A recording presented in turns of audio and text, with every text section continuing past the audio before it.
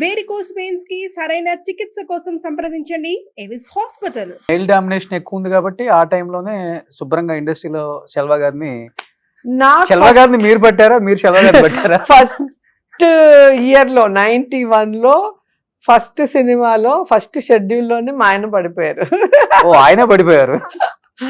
అప్పుడు నేను చాలా చిన్నదాన్ని, నాకు అసలు ఆ లవ్ గివ్ ఏమీ తెలియదు, లాంగ్వేజ్ రాదు నాకు, అదొక పెద్ద టెన్షన్ ఆ తమిళ్. ఓకే. సో ఆ సినిమా షూటింగ్ లో నాకు వాళ్ళు ఏదైనా ఇస్తే దాన్ని నేర్చుకోవడానికి సరిపోతుంది, ఇంక వేరే ఆలోచన ఉండేది కాదు. సో మా ఫ్యామిలీ ఆయనకి నచ్చింది, మా మదర్ ఫాదర్ మా అన్నయ్యలు నేను, ఆ బాండేజ్ చూసి ఆయనకి నచ్చి మా అమ్మ నాన్నని అడిగారు, నాకు కూడా చెప్పలేదు. ఓకే. మీ అమ్మాయి నాకు నచ్చింది, నేను వెనకబడి ప్రేమించి మళ్ళీ మీరు నో అంటే నేను గడ్డం పెంచుకోవడం ఇవన్నీ నాకు ఇష్టం లేదు, నేను ప్రాక్టికల్, నాకు మీ అమ్మాయి నచ్చింది, మీకు నేను నచ్చితే చేసుకుంటాను అన్నారు. సో ఆయన అప్రోచ్ నచ్చింది వీళ్ళకి. 91 లోనే నాకు ఎంగేజ్మెంట్ అయ్యింది. యాక్చువల్ గా సినిమా రిలీజ్ రోజే పెళ్లి చేసుకుందామని ఫిక్స్ అయ్యాం. కానీ మళ్ళీ ఏమనుకున్నాం అంటే అన్నయ్యలు ఇద్దరు నాతో ఉండిపోయారు, అమ్మ వాలంటీర్ రిటైర్మెంట్ ఇచ్చి నాతో ఉండిపోయింది. సో మనం సడన్ గా మన సెల్ఫిష్నెస్ తో వెళ్ళిపోతే వీళ్ళందరికీ ఇబ్బంది అవుతుంది కాబట్టి ఒక సినిమా వాళ్ళకి మనం చేద్దాము, చేశాక మళ్ళీ పెళ్లి చేసుకుందాం అని చెప్పి సమరం స్టార్ట్ చేసాం. ఆ టైటిల్లో ఏంటో కానీ నా లైఫే సమరం అయిపోయింది.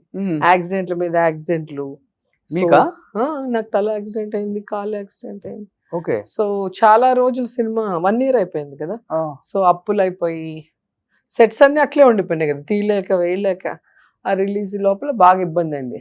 సో అవన్నీ క్లియర్ చేసుకొని అందరం సెటిల్ అయ్యే ముందుకి 2000 అయిపోయింది. 2002కి పెళ్లి. 2002కి పెళ్లి. అవును. సో అన్ని ప్రాబ్లమ్ క్రాస్ చేసి 2002 హ్యాపీగా. బట్ 22 సంవత్సరాలు అయిందా పెళ్లి అయిపోయి? 22.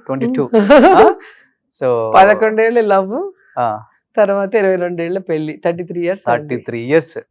అందరూ అనుకుంటారు రోజా గారి వల్ల శెల్వా గారు భయపడతారు అని, కానీ కొంతమందికి మాత్రమే తెలుసు శెల్వా గారికే వీళ్ళు భయపడతారు. సైలెంట్ గా ఉండే వాళ్ళకి అందరూ భయపడతారు, గట్టిగా మాట్లాడే వాళ్ళకి ఎవరు భయపడతారు, ఎందుకంటే వీళ్ళు కొంచెంసేపు అరుస్తారు మళ్ళీ సైలెంట్ అయిపోతారు అని తెలుసు. కానీ సైలెంట్ ఉన్న వాళ్ళు ఏం చెప్పరు, నోట్తో కామ్గా ఇలా ఉంటారు ఇలా అంటారు. పిల్లలు కూడా ఆయనకే భయపడతారు, నాకేం భయపడరు, ఫ్రెండ్స్ లాగా ఉంటారు నాతో, ఆయనకే భయపడతారు. అవును. బట్ కౌశిక్ పుట్టే టైంలో బాగా ఇబ్బంది పడ్డారు కదా. ఒంగోలు నుంచి వెళ్తూ ఒంగోలుకి ఒక టెంపుల్ ఓపెనింగ్ కి వెళ్ళి సిద్ధరాఘవరావు 5th month నాకు అప్పుడు. సో ట్రైన్ లో వచ్చేటప్పుడు ఆ హ్యూమిడిటీ, ఆ జనాలు 1,00,000 మంది పైగా వచ్చారు ఆ రోజు, బ్లీడింగ్ అయిపోయింది 5th month కి. సో అలాగే హాస్పిటల్కి వచ్చి జాయిన్ అయ్యా. 2 months హాస్పిటల్లో అలాగే అయిన తర్వాత 7th month లో పుట్టాడు. చాలా టెన్షన్ 2 months నాకైతే, వాడు పుట్టేంత వరకు. అందుకే వాడంటే ఇంకా స్పెషల్ ప్రేమ. ఎక్కువ కేర్ తీసుకున్నా. ఇప్పుడు బాగున్నారు, 6 feet పైన ఉన్నాడు. ఓకే. ఇండస్ట్రీకి వచ్చే అవకాశం ఉందా ఏమన్నా? దేవుడు ఆశీస్సులు ఉంటే. వాడికి ఇంట్రెస్ట్ ఉందా? వాడికి ఇంట్రెస్ట్ ఉంది, పాపకి ఇంట్రెస్ట్ లేదు. ఓకే. ఆమెకి చదువుకోవటం అంటే చాలా ఇష్టము. వీడికి డైరెక్షన్ ఆర్ హీరో ఏది సెట్ అయితే అది చేద్దాం అనుకుంటున్నాను. సో ఇంకా టైం ఉంది, అయితే చదువుకుంటున్నాడు, చిన్నోడు కదా. పాప ఒక స్టార్ హీరో ఇంటికి కోడలుగా వెళ్ళే అవకాశం ఉంది, ప్రపోజల్స్ వస్తుంది అనేది బయట టాక్. ఎవరమ్మా స్టార్ హీరో? ఏమో, నాకెవరు రాలేదమ్మా ఇంతవరకు, ఎవరు నా చెవిలోకి అయితే రాలా. ఓకే. పాప మీద చాలా వస్తాయి, హీరోయిన్ గా చేస్తుంది, హీరో యాక్టింగ్ కోసం డాన్స్ కోసం ఫారెన్ కి వెళ్ళింది చదువుకోవడానికి. దానికి సైంటిస్ట్ అవ్వాలని ఇష్టము. కానీ యాక్ట్ చేస్తానంటే మాకు కూడా హ్యాపీ. నేను మొదట్లోనే చెప్పా కదా, యాక్టింగ్ అనేది ఒక వరం, అది అందరికీ దొరకదు. చాలా అందంగా ఉంటుంది. నా పాప యాస్టిస్ అలాగా ఉంటుంది, కానీ ఫేర్గా ఉంటుంది, నాకు లేని ఆ కలర్ తనకు వచ్చింది. సో తనకి ఇష్టమైంటే నేను కూడా ఎంకరేజ్ చేసి ఉంటా. ఓకే. సో తనకి చదువుకోవాలి మమ్మీ, నేను ఇలాగా అవ్వాలి అలాగా అవ్వాలంటే నేను సరే అని తన ఇష్టానికి వదిలాం. ఫస్ట్ నుంచి కూడా సెల్వా నేను పిల్లల్ని మా మిగతా తల్లిదండ్రుల్లాగా, మనం డాక్టర్ అవ్వలేదు కూడా డాక్టర్ చేద్దాం, మనం ఇంజనీర్ అట్టా ఎప్పుడు అనుకోవాలి.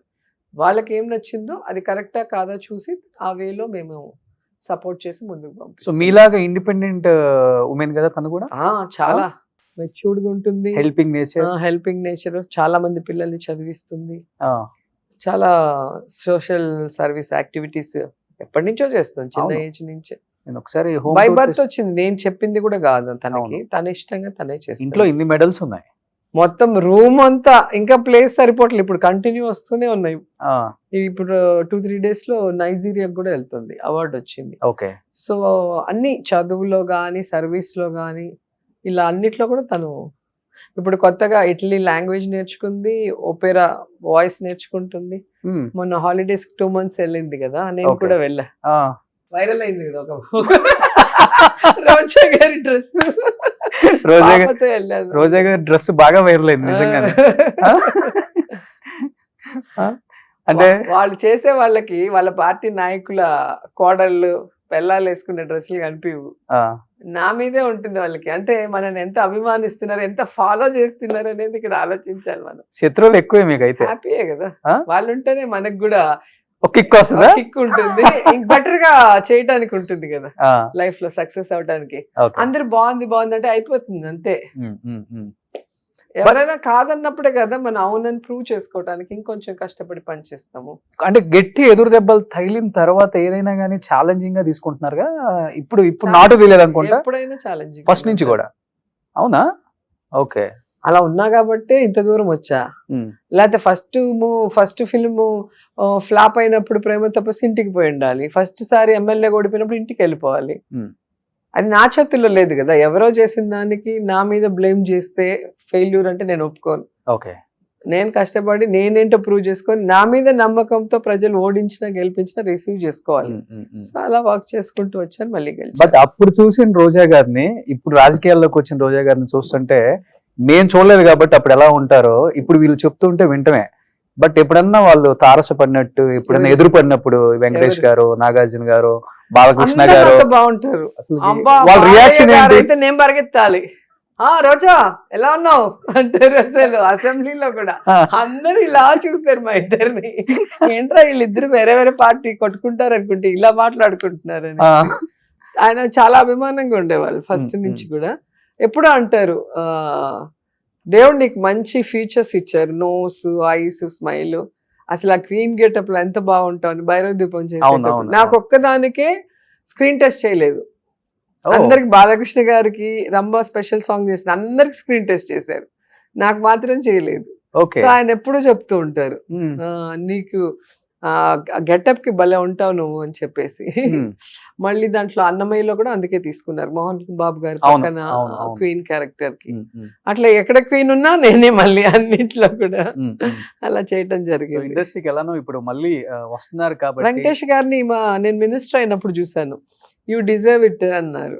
ఉమ్. చాలా కష్టపడ్డావు ఎలా politics లో. ఉండేవాళ్ళు సెట్ లో వెంకటేష్ ఎందుకంటే గారు? రామానాయుడు గారు కంటెస్ట్ చేసినప్పుడు కూడా మేము అందరం సినిమా ఆర్టిస్టులు అందరం వెళ్ళాం ఆయనకి ప్రచారం చేయడానికి. అప్పుడు టీడీపీలో ఓకే. ఆల్మోస్ట్ ఆర్టిస్టులు అందరూ వచ్చారు అప్పుడు. Hmm. నాకు సర్పయాగం వాళ్ళ బ్యానర్ మీద చేశాను కదా, Hmm.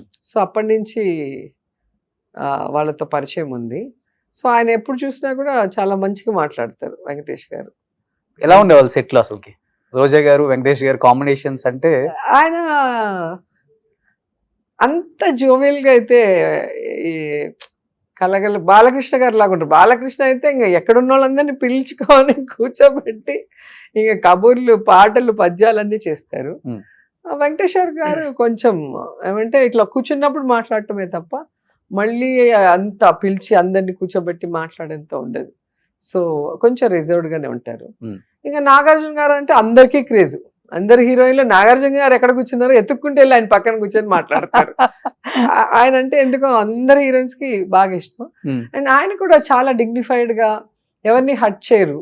ఆయన దగ్గర ఉన్న క్యారెక్టర్ నార్మల్ గా ఏంటంటే హీరోస్ మాతోనే కూర్చొని మాట్లాడాలి, లేదా వాళ్ళకి హీరో కన్నా ఎక్కువ డైలాగ్స్ ఉండకూడదు, ఎక్కువ మూమెంట్స్ ఉండవు. కొంతమంది అలా ఉంటారు రిజర్వ్, అలా ఉండరు నాగార్జున గారు. ఉమ్, ఉమ్, చాలా కూల్ గా ఉంటారు ఆయన. ఉమ్. సో అందుకనే అందరూ ఆయనతో కూర్చొని మాట్లాడటానికి బాగా ఇష్టపడుతూ ఉంటారు. ఓకే.